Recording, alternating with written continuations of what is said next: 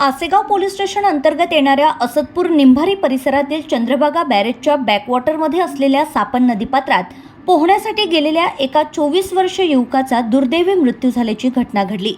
मृत युवकाचं नाव रोहित तेजू परते, वय वर्ष 24, राहणार काकड सावन मेंढा, मध्य प्रदेश असं असून तो निंभारी येथील विटभट्टीवर कामासाठी आला होता। गुरुवारी दिनांक 26 मार्च दुपारी सुमारे 2 वाजताच्या सुमारास तो नदीत आंघोळीसाठी गेला असता पाण्यात बुडाल्याची घटना घडली आहे। घटनेची माहिती मिळताच आसेगाव पोलीस स्टेशनचे ठाणेदार सुरेश तेलगोटे यांनी पोलीस पथकासह तत्काळ घटनास्थळी धाव घेतली आहे। परिस्थितीचं गांभीर्य लक्षात घेऊन जिल्हा शोध व बचाव पथकाला पाचारण करण्यात आलं। पथकाने शोधकार्य सुरू केलं, मात्र अंधार पडल्याने शोध मोहिमेला तात्पुरती स्थगिती देण्यात आली होती। शुक्रवारी सकाळी पुन्हा शोधकार्य सुरू करण्यात आलं असता काही अंतरावर रोहित परते याचा मृतदेह आढळून आला आहे। या घटनेमुळे परिसरात हळहळ व्यक्त होत असून पुढील तपास आसेगाव पोलीस करीत आहेत।